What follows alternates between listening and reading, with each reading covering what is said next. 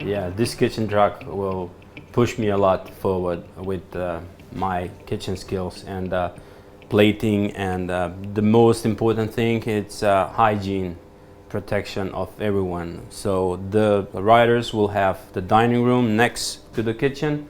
I have my own kitchen here, so I'm responsible for the meal and to prepare the desk for the dinner and for the breakfast also. Normally when the races start, we have just 8 riders.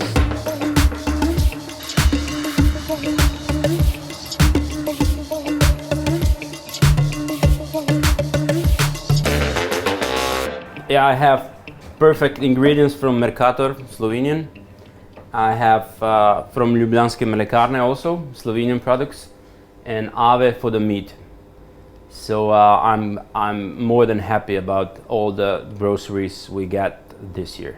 So beside the dishes, we have also really natural juices. So we normally using a lot of orange juices for the smoothie in the morning, and the riders like actually for the breakfast eat and drink a lot of this natural smoothie, and I'm adjusting inside a little bit of oranges from Fructal, which is, I find, really fine product.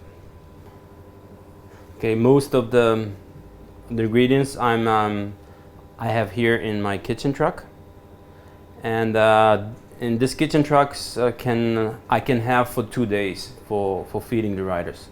After 2 days I need to order a new ingredients, but most of the ingredients we get from Slovenia. Some of the riders like to eat gluten-free, lactose-free, and this year we have 2 vegan in the races. So it's quite challenging to cook for them because it's really simple but needs to be every day different. The decision it's made from myself and the nutritionist. So first, if I do something different, I need to ask the nutritionist if it's this good idea, if it's good for that day, the recovery for after the race, and that's it. Need to be really good communication between me, rider, and the nutritionist, of course. I can say Italian way of cooking. So it's rice, pasta, nice steak or some chicken steak, and then the riders are happy because they don't need anything extra. They don't need any hard sauces, something like long cooking.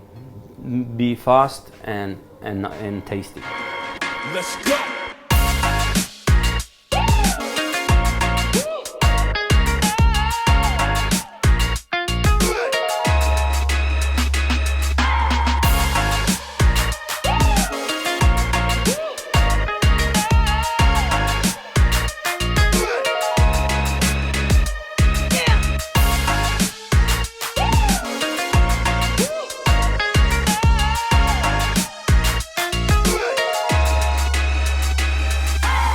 The most important thing is this kitchen truck for me, for the riders, it's a pasta cooker. So, for example, if I'm doing Tour de France, I can spend around 90 kilos of pasta and rice during all the Tour de France for 8 riders. So this pasta boiler, it's really useful. We get the menu before the race, so I already know which dish I need to do the next day. So I'm preparing the day before, and then when they come, I just need to heat, and that's it. So the last 10 years, I think the nutrition became a very important part in the nutrition strategies for the cycling teams. You see every year the knowledge is increasing and teams trying to get used to the latest research and try to implement it in the races. Cycling is very demanding sport. It is a very demanding sport because of the high energy expenditure. Especially the carbohydrate intake must be very high at the most intensive stages.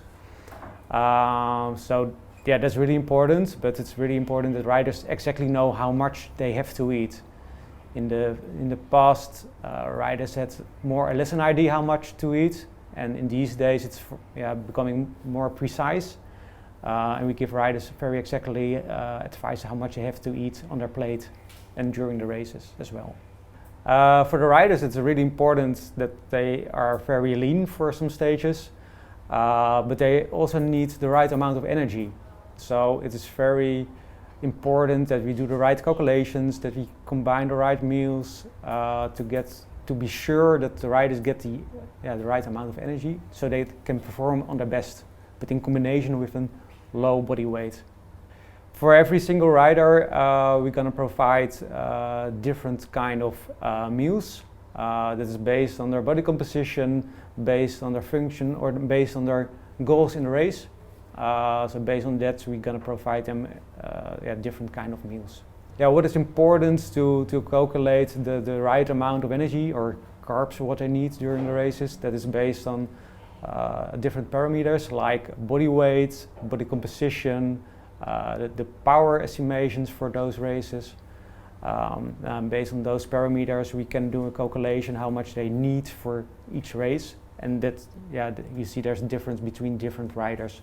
So normally you see the bigger riders, they have more muscle mass, so they also use more energy during the races, and mainly that is more carbs.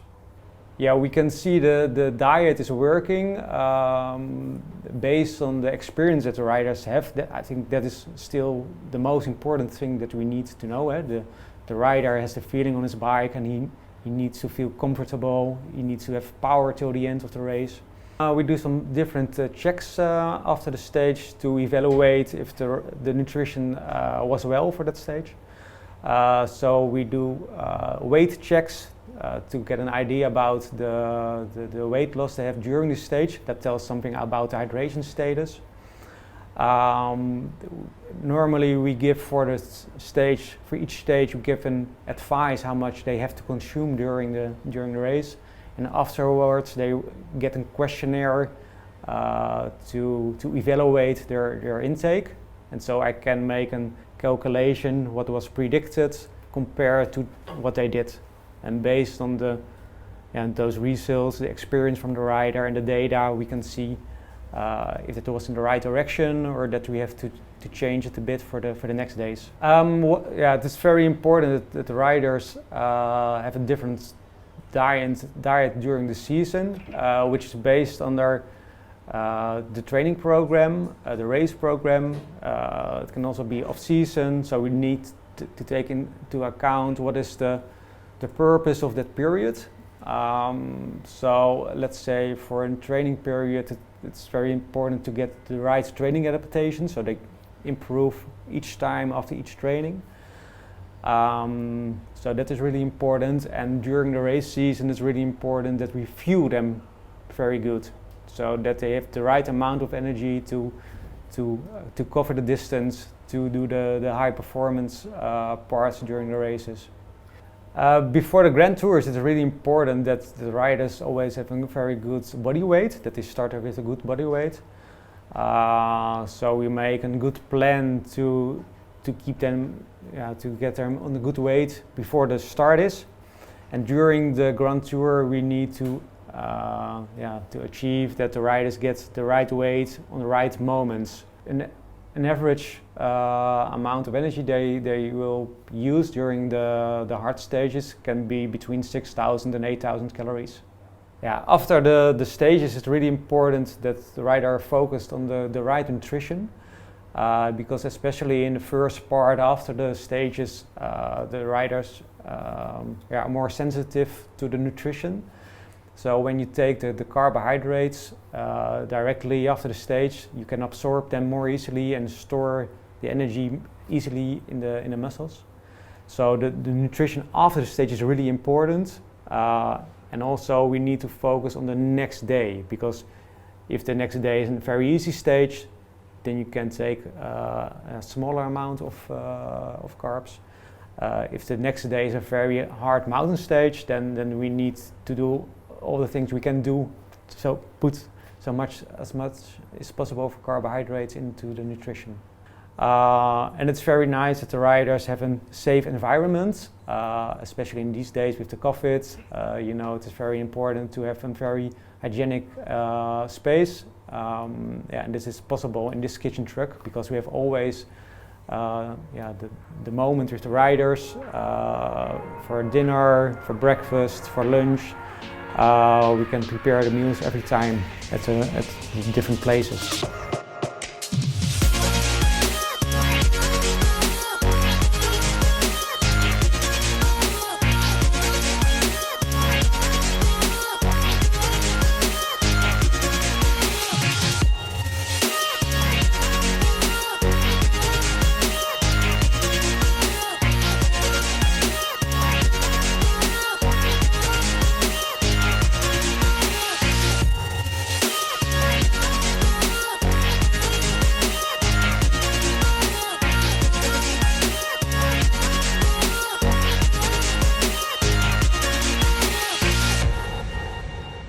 This is a big advantage for the team, for the medical staff and for the nutritionist in our team as well. In this COVID era, this is the most important thing we can give as an advantage to our rider. I would say this kitchen truck, which as a matter of fact is not just a kitchen truck but is a big rolling restaurant, is a place where our figure as a medical doctor, as nutritionist, as team can cooperate. Nutrition is just a part of the medical job. So having a nutritionist, a sport nutritionist, is a big advantage for a doctor. So we can have a person like a consultant who can always keep the eye on the nutrition, on the process of cooking, on the process of serving meals and provide foods to the riders. You can also say that in a kitchen truck like this, you can keep everything safer because you can control all the process, since the cooking till the serving. Yes, we have a new kitchen truck this year, so we're quite excited about it. It's the first time I've been to a team that has a kitchen truck, so we're looking forward to have our own peace and quiet during the dinner time at the races, and I think it's going to be very nice. If I would have to choose my favorite dish right now, I would have a problem. Lado has so many good things he cooks that it's hard to decide, but I think his pasta is a thing that I look forward to when I travel to races, so I would very much like to eat a plate of his pasta at the moment.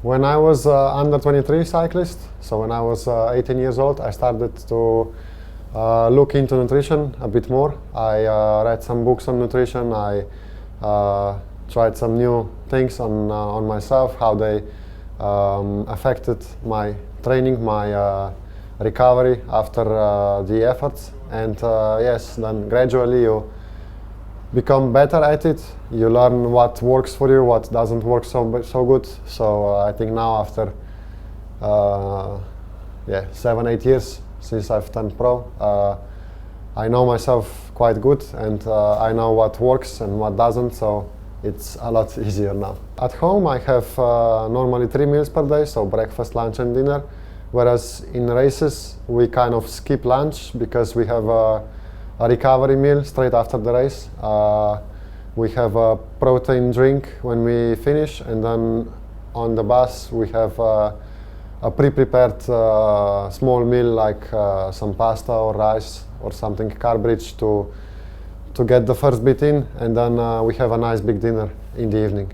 When it comes down to nutrition, there is differences between pre-season, in-season and off-season. Of course, when you prepare for the first races, it's common that you have to lose a little bit of winter weight, and the rides are not quite as intense as in the racing period, so the nutrition changes a little bit.